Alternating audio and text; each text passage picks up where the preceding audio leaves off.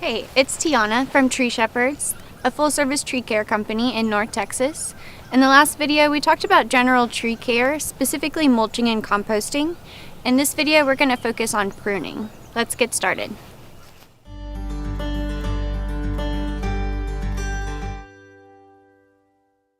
I'm going to go over a few reasons why you would want to prune a tree. And firstly is just raising the canopy, especially on younger trees like this. It's a good idea to do it early. Because a limb like this is always going to be at this height. It's not going to grow up with the tree. So it'd be a good idea to remove this now while the tree is young and you're making a smaller cut. And then you'd want to take any of these other lower ones as well. And then secondly, another reason you would want to prune a tree is for clearance. So roof clearance, street clearance, sign clearance, those practical applications for urban environments. And then lastly is structural pruning.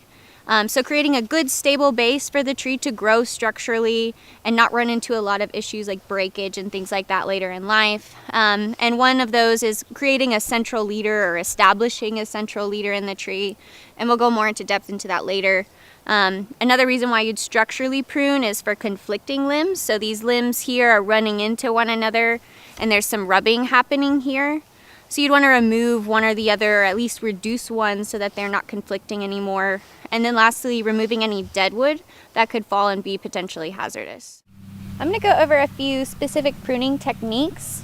Firstly, you want to make sure you have the right tool.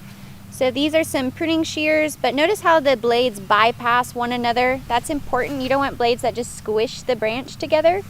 And then also a handsaw is a good tool to have on hand. So firstly, when you're looking at the tree, a good easy cut I'd want to make is this little guy here. He's really low and he's not really doing a whole lot for the tree. So I'll go ahead and make a removal cut and get rid of him.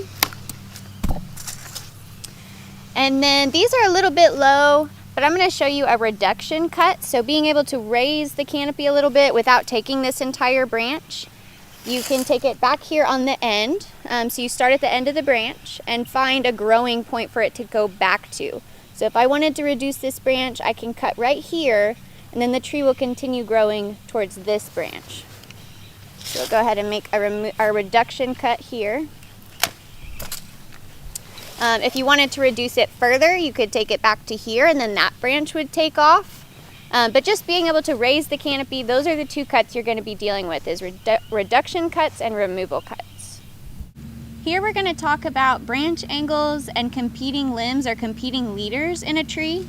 First off, a good branch angle is a U shape typically, so there's a good amount of space here. A bad branch angle is more of a V, so you got a tighter, more narrow branch angle, just like these two here. And the reason it's bad is because this one gets bigger and this one gets bigger over time, and then they start to compete against one another if there's not enough room here. And then you get included bark, which is this right here, where it's kind of a lip where those two are growing together. And that's a bad or weak connection point. They're not fused together. Instead, they're growing against one another and pressing up against one another.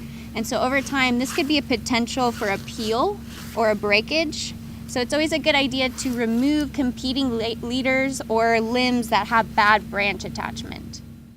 Next, I'm going to go over the 3-cut method, which you would use for larger branches. And the reason for the method is so that when you're cutting branches with a lot of weight to them, they don't peel down the trunk and create a larger wound than is easily for the tree to heal over. So the way to do it is your first cut would go on the bottom side of where I'm going to make my cut. And that just stops any peel from happening. So I would take off the weight here and it would start to peel and then stop right there where I make that cut.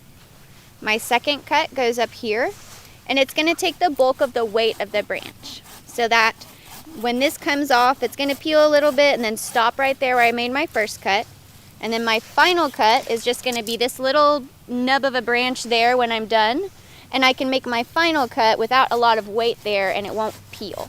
So I can be more precise with that last cut. And it's important that your last cut comes above what's called the branch bark ridge or branch collar. It's a part of the tree where the trunk starts to grow over the branch and creates a little collar. And that's also, if you cut outside of that, the tree is going to be able to heal over it better.